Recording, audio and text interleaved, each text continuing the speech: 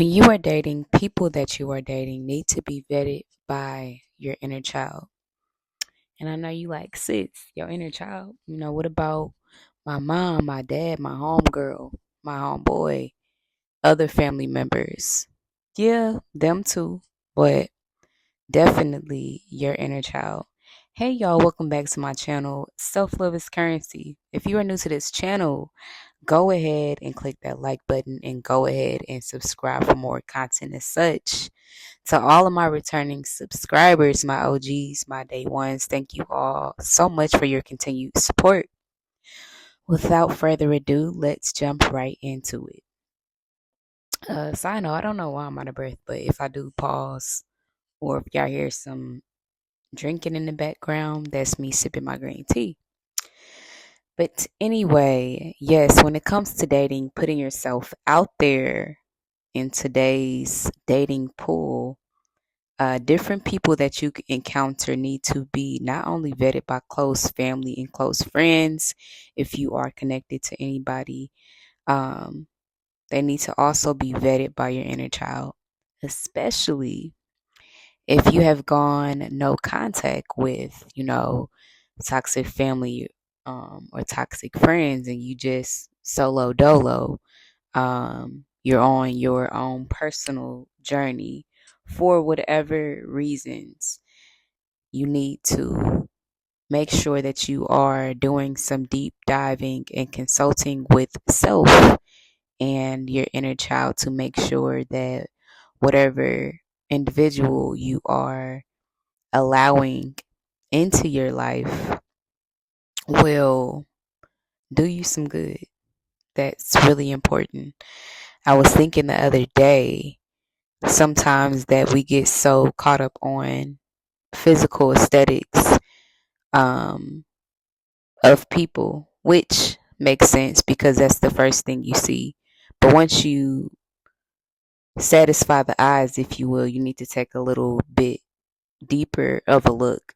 Tune in spiritually, tune in emotionally, tune in to see how this person conducts themselves in a social setting. And then also you need to tune in internally to see how your nervous system is responding to this individual. Are you filled with anxiety? Do you have butterflies? And I'm not talking about, I know in movies and society throughout the years, having butterflies signifies that it's magical and uh fantasy filled and you're just in la la land. But as I have been, doing just research over the years and coming into new knowledge when it comes to how the body responds to different people, sometimes when you get butterflies, that also is a signal for you to pause. That can be anxiety as well, but we just automatically think that it's butterflies because that's what society has told us. But you need to tune in to see how your body is reacting to said person because sometimes that is all we need. That's the only red flag that we need sometimes. But we try to talk ourselves out of how we feel. And taking it a step further, if you have dealt with any type of mistreatment, if you have some childhood trauma, your inner child especially needs to be reassured that the decisions that you are making in adulthood are going to keep you safe so you can go through your healing journey to heal your inner child or continue your healing journey to ensure that your inner child is safe along with you. You do not want to put yourself in fight or flight, especially if that's where you come from.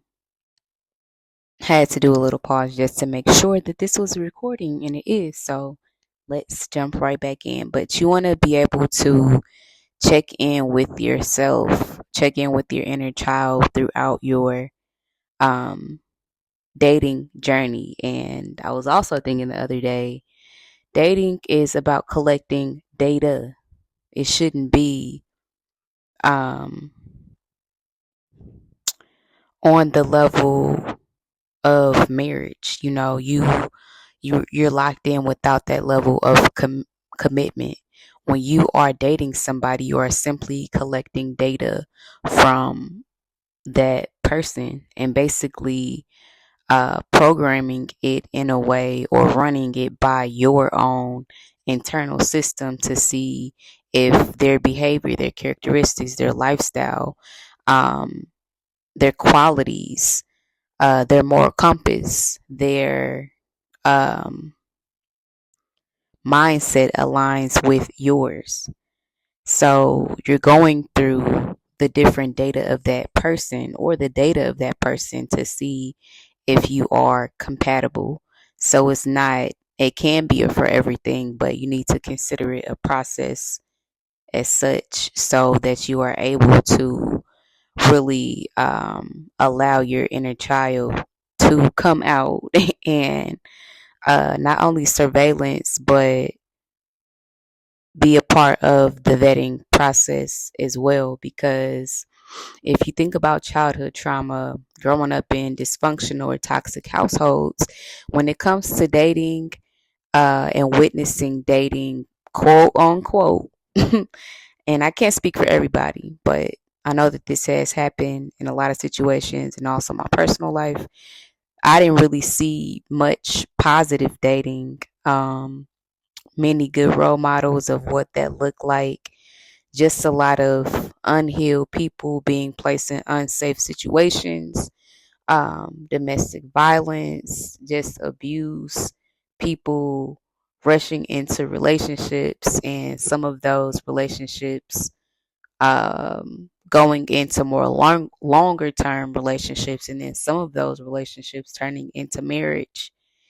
And these relationships being very toxic and abusive, but the dating process wasn't long enough, and um, the proper procedure of vetting was not had. So the woman or maybe even the man felt stuck and couldn't sever ties.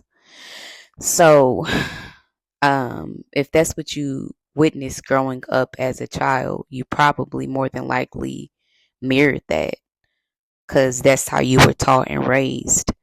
Um, but there was also no healing of that mindset of the inner child to know what to look out for. So it's especially important if you are on a healing journey, a self love journey, a spiritual journey, and now you find yourself in a state of happiness, self love, and you want to put yourself out there in the dating um, pool. Just be aware of how your inner child feels. I've been finding myself throughout this journey checking in with myself to ask my inner child, like, do you like this person? And you're going to either hear something or feel something.